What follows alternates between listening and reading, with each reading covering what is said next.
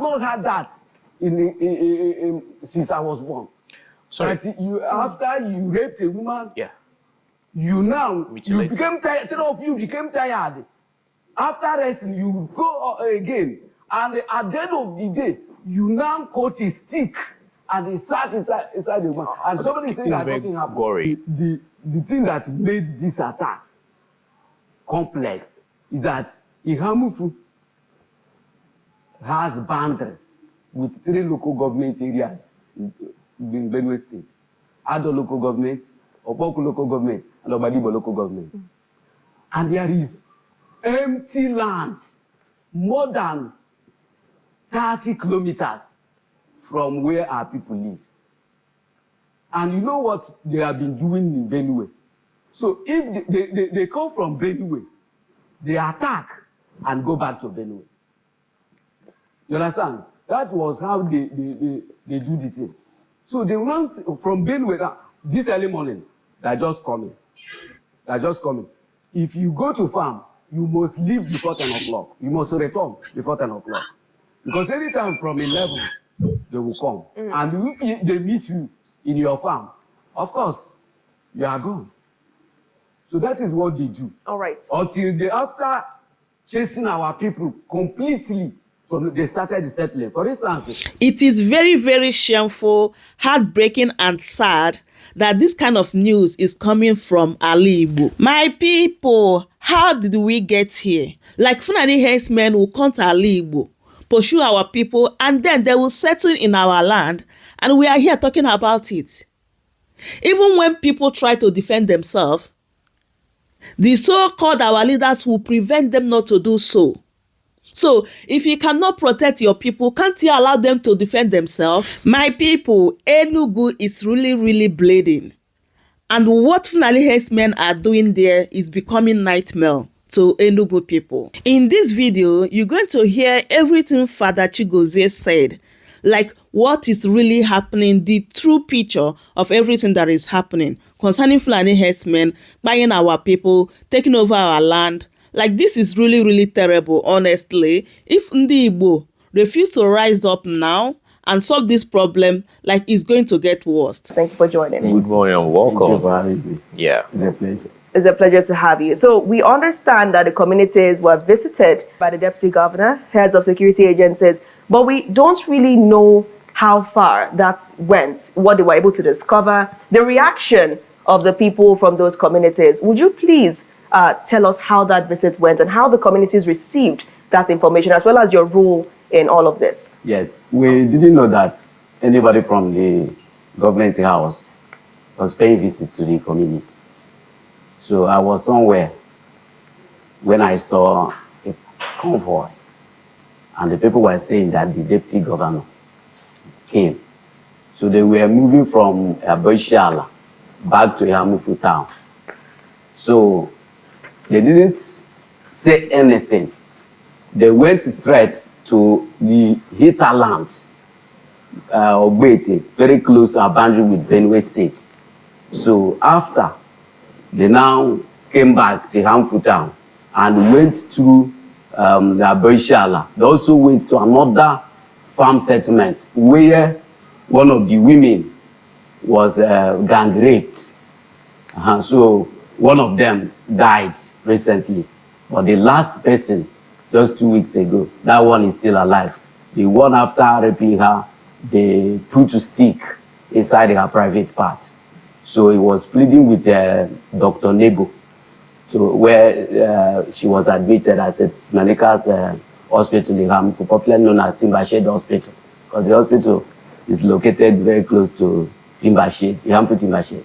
So the woman was begging the doctor to inject him with any drug that went her life because of the pain. Imagine inciting a stick inside the woman's private part. So unfortunately, the deputy governor came. SSA to the governor on security also came, but they didn't address the people. So we are confused. We didn't know the aim of their visit. I was living close to one of the local security men. So who waits there with them? So I asked him, what was the thing? He said that they didn't say anything. So just move back and forth. And Yes, yes, and left.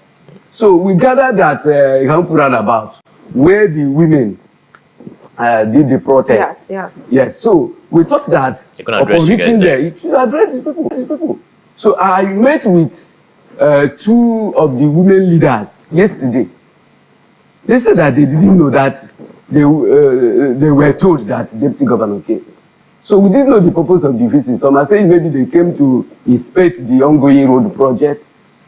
So if it is in line with the protest, I think he should have addressed the people. So for now, as he stands in the Hamufu, we've not heard anything from the government. There were multiple the same video, but multiple interpretations, while people from the communities were saying that they were protesting against the attacks. Another one surfaced saying that they were commending some of the work done by the state government. So there's that conundrum. But then what I think clarified issues for some people was when they saw the bishop of the Anglican diocese come out and say he was standing with the protesting women. So were you there at that point? Were you within the crowd? And, tell us your appreciation of the conflicting meanings of that video. All right. The thing is that, let me just be frank. Please be. The people chanting solidarity, that is the revised video now. Yeah. So I think it is the handwork of the local government chairman, who has not been doing enough. For the governor, in fact, he just tried to whip up sentiments. He was the one who organized that. But that's still an allegation. You're saying that the local government chairman could, but we're not sure if it was him, because there are many actors that could have actually done that. Yes. So what we're saying is that immediately, you know what, you read what his press release. Yes. He said that the protest was politically motivated. And some clergymen in the land were the one instigating the women. So they are now chatting solidarity for the government, no, for this. So we have no problem with the governor of Enugu State. Let me say it here. This live studio. There is no governor since 1999. It's 1991, this state was created. No governor has done what this present governor has done for young people. Currently, he's building 21-kilometer roads from Ihamfu town to Old Ogbeke, very close to our boundary with Benue. No governor had done that for us for the first time. The smart school is building across Enugu State. We have ongoing 7 smart schools right now in Ihamfu. So the governor is trying. But the local government chairman is just trying to misinform the governor that young people are for labor. That because of their son, Chidoke Doga, contested with him. So which is not true. Edoga has been urging us to support the government. That he tried, but luck wasn't on his side. And we should support the government so that we can benefit something from the government. So presently, we have no problem with that. The solidarity, are they standing behind the rapists? Rev Fulani H gang raped a woman. The woman is still alive today. Sorry, I want to ask a question, right? When did this happen? 2 weeks ago. 2 weeks ago. 2 weeks ago. Okay, This was in February, yes. Yeah. Then, a week Wednesday, the only son of his parents, the father died long ago. The mother sold virtually everything she had to train that boy in the university. Upon graduation, the first time she will return after graduation, he accompanied the mother to harvest cassava. And there, he was murdered by the herders. He was buried on Friday, this last Friday. He was buried. And that raping of the woman and inserting the stick was one of the things that prompted the protest. We had expected the wife of the local government chairman, as a woman, she should have been the first, even to connect the commissioner for women affairs. This is what is done to our own fellow woman. Because this is, I don't know, I've not heard that since I was born. Sorry. But after you raped a woman, Yeah. you Mutilated. became tired. Three of you became tired. After resting, you go again, and at the end of the day, you now caught a stick and he sat inside the woman. And somebody saying It's that very nothing happened. gory. Let's look now straight to Dr. Simeon Ebachukwu. I meant to understand, Dr. Simeon, are you with us? Dr. Simeon, are you with us? Okay, Dr. Simeon, I think I'm with we you. can't. Fantastic, we can hear you now. So, what is your appreciation of matters as we've discussed right now in issues of local government area? What exactly is going on in Ehamufu? Because all that we're hearing is the same story told by different people. You are joining now from Uganda. I understand that you're there on a program, and usually you are, of course, situated there. So from what you've heard, what is your understanding of matters, and what would be your reaction to the seeming silence from the government on this matter, particularly the LG chairman in this case? Thank you very much for having me. My position aligns completely with that of the reverend gentleman with you people at the studio. It is not different from what the bishop said, which is on record, and some of our other people that have been working with us at the Ehamufu Development Union level. The situation, as you have heard severally, is that our people have become endangered as a result of successive and incessant attack by herdsmen, Fulani herdsmen, trying to wipe away our people. Already, as you might have known, they have chased our people away from their farms and farm settlements, covering several kilometers. And people ran home to the homestead since 2022. And now they have also come down to the homestead. As you heard, the events that happened, the rape, the last killings, all happened close to our homestead. Coming to the seeming, as you put it, a silence of the government, I want to agree with the canon there that the state government, the present state government, has actually risen up to the occasion of late. And that is why we actually believe that the challenge has been that of misinformation. But I can confirm that the Enugu state government has actually taken up the challenge. We are hoping that going forward, that the government will live up to the promises and the assurances that they have given our people. Talking about the visit on Saturday led by the deputy governor, I was actually briefed because I get briefing on daily basis, and as I follow events, I was briefed about that visit. They were sent by the governor, but it was a kind of fact-finding mission, especially going by the misinformation that have been going on from the local government, from the chairman of the local government and his cohorts. So the governor decided to send this high-powered team on a fact-finding mission. Probably the reason they didn't want to address anybody, they just wanted to go and see for themselves.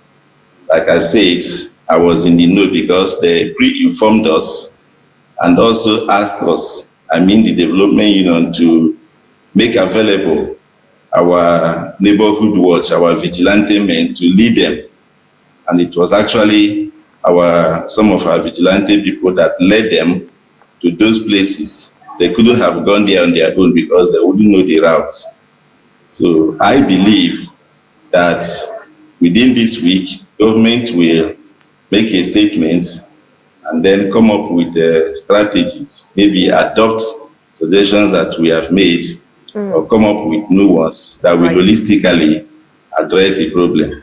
All right. It's great that, you've clarified that at least action is being taken. But now bringing it back to you, Father, you're dealing with a situation where people think that it's the entire Hamufu that is being attacked by this herdsmen. Could you please, suspected herdsmen, could you paint a picture of the exact areas in that community or in the communities that these people are actually laying siege, so that we don't assume it's the entire 99 miles? Thank you so much for this question. Look, the people have been, once you mention a Hamufu, everybody would think that it is the whole entire Hamufu. Even in the Federal College of Education, where I'm the chaplain, the number of students who are seeking for admission into that school, in fact, has reduced drastically. Last admission, there are some departments that didn't get even one student. Because of this, they will tell you that they're killing people. Actually, the Hamufu town, nothing is happening there. But 75% of our people live in the farm settlements. In fact, that was even where I was born. I schooled my primary school there and did everything. I was baptized there. I started this my Christian journey there. So we were living away. Sometimes we come to the home state once in a year.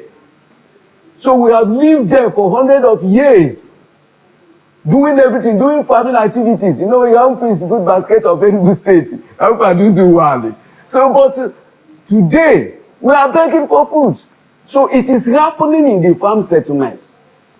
From between 2021, on March 11th, they killed the first person. May 24th, they killed another set of people, including the husband and wife. So since that time, our people deserted that side till today. They have not gone back. So it is not the entire Hamfu. Hamfu town is okay. Hamfu is made up of 7 autonomous communities. The autonomous communities that are most hit by these attacks are Nguji autonomous community, that is my own community. Then Boishala, that is my colleague's own autonomous community, Dr. Ebachuku. Then Ehegu autonomous community and Agamedu autonomous community. So these are the 4 autonomous communities. Iheni is free, Amedi is free, Umuhu partly is part of the attack, but majority they are free. So this is the truth of the whole matter. Okay, my question should be, right, you talked about, even Dr. Simon talked about the local vigilantes accompanying the government representatives to go, investigate and ascertain what, the areas and all that, right? So my question is, are they overwhelmed? Are they even tackling this issue head on? The local vigilantes in that area, what are they doing at this point in time? Are they overwhelmed that these things do happen and there's no counter or find a way to, get people safe in those hinterlands, right? Those farmlands. What is happening to those local vigilantes? Because I just heard you talk about it and Dr. Simon talk about the local vigilantes. We have different local vigilantes. The one set up by the local government chairman. And since people have been pointing him as having finger in the recent happenings, I'm not sure, but alleged, yes, it's an accusation. Yeah, it's an allegation. So now people don't trust those security he set up. Why? Because they think they are protecting only his interest. Yes. They think that he who pays the piper takes the tune. Then we have another one that was just recently one of our brothers by name Simon Obona registered the security outfit right there in Abuja, and he employed the 40 young men. But immediately they were inaugurated, the local government chairman termed them Eastern Security people. Okay. Then he arrested the executive, 5 of them. They stayed for over 2 weeks here in Enugu. It took the intervention of the governor who mandated him to release those people? While I appreciate that we're speaking about the chairman, because he's not here, I would like us to focus on the issue till he's able to actually join and speak for himself, right? Okay. So I'd like us to just stay on the issue right now. So what I'm still thinking of is how this happens, how the attacks actually happen. Okay. Because one would say, if these particular settlements are being hit by herdsmen or suspected herdsmen, you know, how do people still go there? Do they still go there to farm regardless? Or do these people encroach and then they attack and then the people go for good? So what I'm essentially asking is, if one of you can perhaps paint a picture, that maybe you, Father, can paint a picture of how these attacks actually happen. Could you do that? Yes, yes. Please go ahead. The thing that made these attacks complex is that Ihamufu has boundary with 3 local government areas in Benue State. Ado local government, Opoku local government, and Obadibo local government.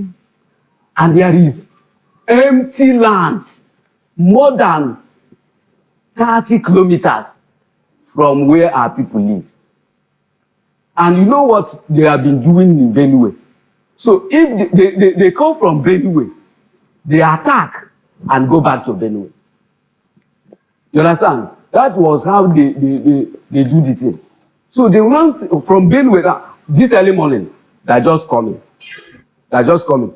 If you go to farm, you must leave before 10 o'clock. You must return before 10 o'clock. Because anytime from 11, they will come. And if they meet you in your farm, of course, you are gone. So that is what they do. All right. Until after chasing our people completely, they started settling. For instance, St. Paul's Church of Beit, where I was once a parish priest, they lived there. They lived there. So, in fact, when I was parish priest, we have 9 churches within that parish, 9 stations. But since 2021 to date, nobody has worshipped in any of those churches.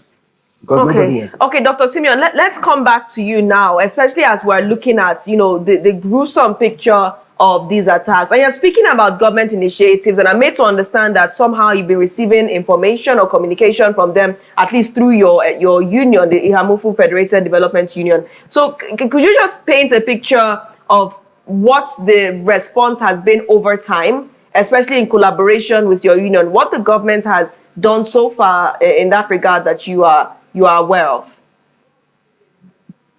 Thank you very much. Do you mean this present government or successive governments? Yes, this present one. This present government. Okay. Before I go into that, I want to clarify something regarding the last question you posed to Canon regarding the issue of the vigilante people, whether they were overwhelmed. The fact is that the extent of attack currently is not something that vigilante people can confront on their own. That is why we are calling on the government to bring in the regular security, the army, the police, to flush these people. Vigilante does not have the kind of ammunition that can confront people with AK-47, people coming with the RPG, people coming with all kinds of sophisticated arms. In 2022, these people hired over 500 mercenaries, terrorists from outside the country, and it is on record from Niger, from Cameroon, from Chad, and other places, and unleashed them on our people, all heavily armed. So it is not something that local vigilante people can manage.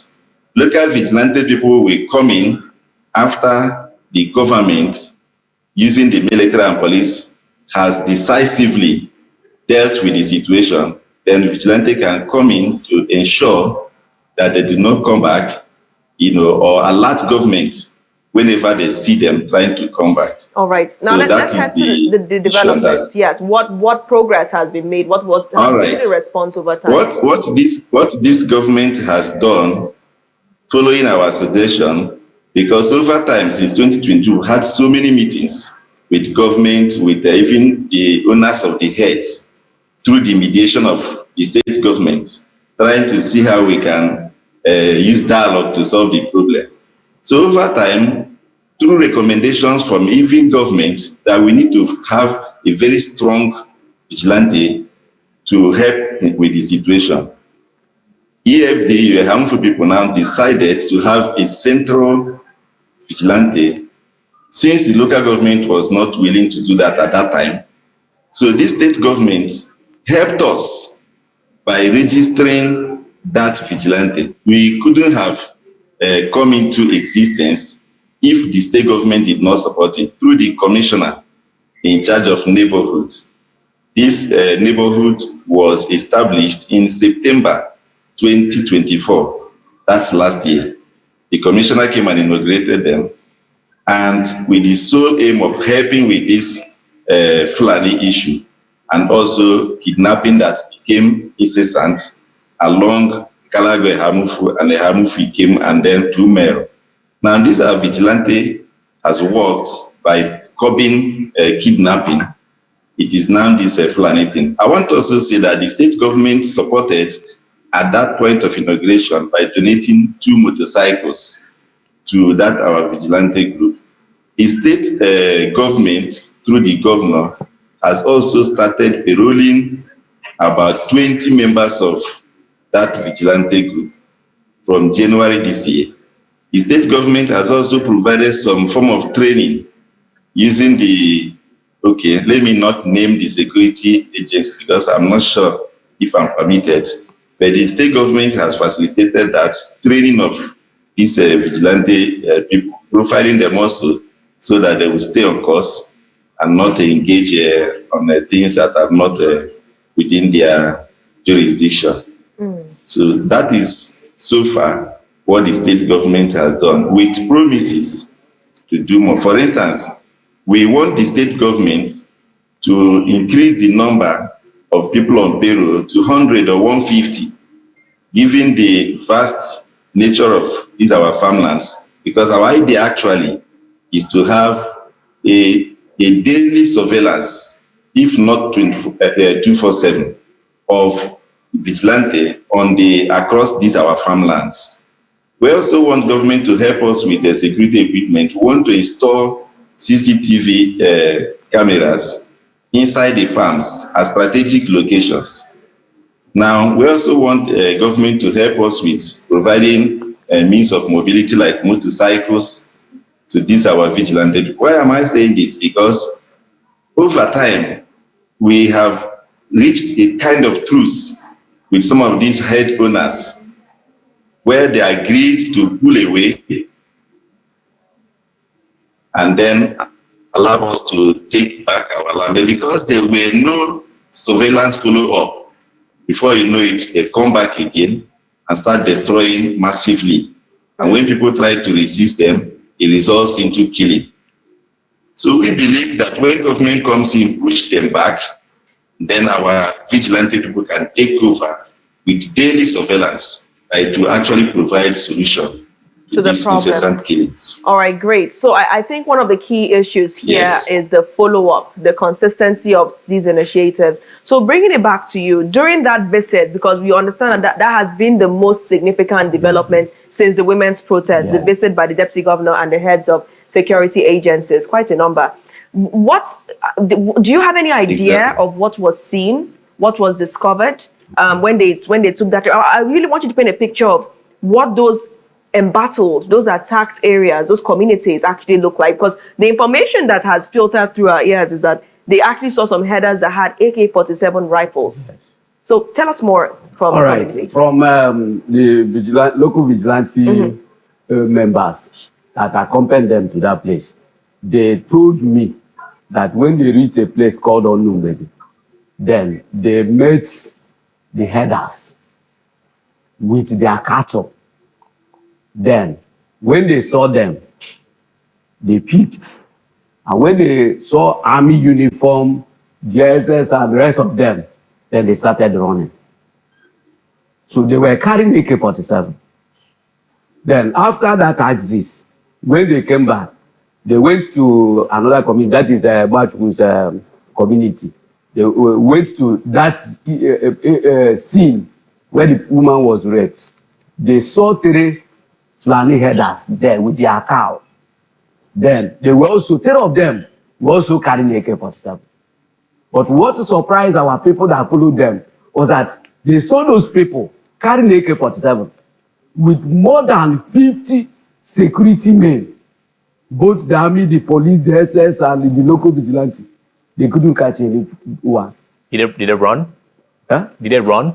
Yes, Yes. they started according to running. him that they It is well after they have taken some. I want to ask a question. They run and leave their cow. Yes, Oh. yes. They would not. I don't think I they will don't run away with I the just cows. want- I just want to Because the understand, cows, because- it's not like dogs that will run after Yeah, you. I The just want cows to are not understand Once they are that running, intelligent. They will the leave cows you will go. follow them. Okay. Once they are running, they know what So they the will cows do. know to follow them. Of course. Oh, that's interesting. So that is the thing. So, but they didn't permit anybody to shoot. So they didn't Because of shoot. probably the volatility of that Yes. situation. You don't know how many more are in the woods. Yes. So they ran away. 3 of them there. The other first group they made, they also ran away. None of them was arrested. And no cow was attacked. This is to show you that certainly this is an intentional act. The question I have really, Oji, is who is giving these guys the AK-47 rifles? I mean, herders that usually carry sticks are moving with AK-47 rifles. So I have to ask, what is in a Hamufu that is so valuable? What is it? Is it just land? The vast Is land. it just land? The vast So land. do you think that this is just a case of land? Because what analysts are saying on Afia TV is that probably there's a deliberate attempt to remove people, No. actors, That is it. to remove people from the land. That is it. In fact, some of us are seeing it from religious point of view. We are seeing it as a jihad. They want to conquer that place. And if they conquer Hamufu, because of the strategic position of Hamufu, bordering with it, 3 local governments from a neighboring state, if they happen to conquer Hamufu, of course, even the Enugu town is not safe. And the government did not permit us. Let me just say this. It may sound somehow. Bishop made that request. He said, if you cannot help us, permit us to defend ourselves. Because the army, if you know Hamufu, after Federal College of Education, you meet army checkpoints. Now, instead of doing what they were sent to do, they were busy collecting 200 naira from the people who are already bleeding. If you carry motorcycle past there, you collect. On Wednesday, this last Wednesday, I met them there. One guy, they held up, man. The man said, I don't have this 150,000. Sorry, 150 naira. That's what I have. Please take. They said no. I was the one who dipped inside my pocket and gave them 200. Sorry, what's the money you're collecting for? We don't know. We don't know. So instead of going to that place, and they wouldn't go until after killing, they will carry their van and go and bring the corpse and deposit in the mortuary. And the police will charge the family before they will bury their lost one. So this problem is complicated. We are confused. We don't know who is who. There is confusion. Yes. There is confusion. And the only people that can clear the confusion right now would be you have the chief security officer of the local government, which is, of course, the local government chairman. He should come out, I believe, and speak, even if not to the media, but he has to speak to the people holistically, because at this point in time, Afia TV on its part is trying to give out its information, but the lack of communication from that side, the inability to get a comment from him is affecting everything, because people are sharing their accounts. This is their experience. This is what they've heard, what they've seen. So what is so wrong in coming out and speaking? Okay. And, you raise a very important point as well. His wife too should be able to address the women. Yeah. So, some people might be watching this and wondering, is there a deliberate political attack against the local government chairman? Because we understand that it was an intense political season. Could it be that there are actors that are against his leadership? Because as a result of the number of attacks we've seen against him, people might assume there is some kind of politics at play. So let's throw this now to you, Mr. Simeon. Would you like to respond to this? Is there any political dimension to the leadership of this local government chairman? Again, as far as I am concerned, I do not know of any such political attack on him. On the contrary, he is the one that has been attacking almost every other person for no just cause. Let me put it on record that our engagement with him started in his first tenure, when there was, in short, most of the actors from Ehamufu were actually in PDP. There was no Labour Party as at that time. So you cannot say that it was because he has always had a political difference. As a matter of fact, it was the past governor of Nugua that compelled him and the Ehamufu people to set up this our union. The union was a kind of moribund at that time. He was the one that called me and said, people have chosen you unanimously with other members to lead this group. So all of us started working together. Before you could say Jack, he removed himself from the group. This was even before the general election. You will call him on phone, he will not pick your call. You send him text message, he will not reply. You call a meeting, he will not attend. And then he will just be doing his own thing. When he came for this second term, the development union went to his office and dropped a letter, since he will not take your call, requesting for audience and assuring him, we can make available that letter, assuring him that we have no ill plan or ill will against him, and assuring him of support for his administration, asking for audience to see how we can work together to solve this security challenge. Till as I'm talking with you now, he has not responded to that letter. So I want to make it very clear that it is not politics. All right. It is only him, like you said, that we tell exactly what is happening, because I do not know. And nobody seems to know why he's doing what he's doing. All right. He will not work with people. There was a time when he started, when he started this attitude in that first tenure, he ordered that all of us should stay away from this security thing. And we obeyed him. And the consequence of that was the sacking of the whole of the house, because he actually refused to do anything. And we kept informing him that the matter is deteriorating. Take charge. He will not take charge. He will not allow us. So it was after that sacking that the then governor now gave that order that we came back again.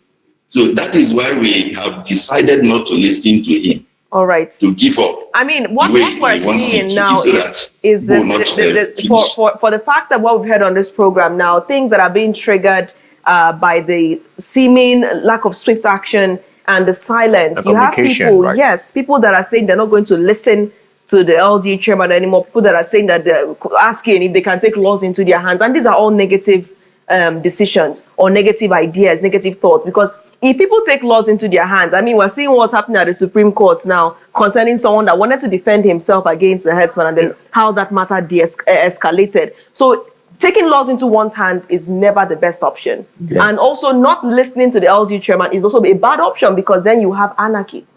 And when there's anarchy, there will be people that will invade on whatever cause you have, and they will break down that local government totally. So let me now come back to you.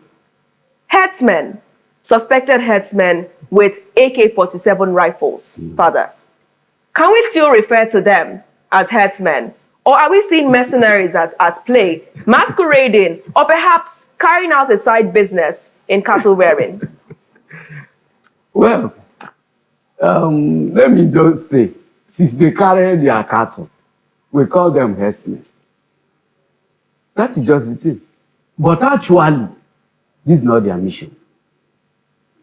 If you see the type of damage they will not come to your rice farm, there will be grasses all over around that farm. They won't eat the grass. They will eat up your rice. They will harvest the cassava and put it for the cows to eat. What efforts has been made to relate with the community? Perhaps the leadership of the Fulani community, for instance, in Enugu. Are you aware of any Yes, communication? I was once in a meeting with the former governor at the government house. We had meeting with them. And one of them said that most of the cattle owned by the Fulanis are no more in the Hamfu land. That your people, it is the cow of your people. That is where the allegation is coming from. So some people think that some government officials are the owners of the cow. And that's misinformation, right? That's not true because we can't confirm. Yes, we can't confirm it. All we know is that they should leave our land. Let us live. We can't continue to be slaves in our own home. Not only that, you made reference to not listening to the chairman. When I come to you, I narrated my problem. You didn't respond. Tomorrow I'll come again. You didn't respond. Did he invite anybody and the person refused to go? On that day of protest on Thursday, sorry, on Tuesday, they went to him. In fact, let me tell you something. Let's be straight to the point.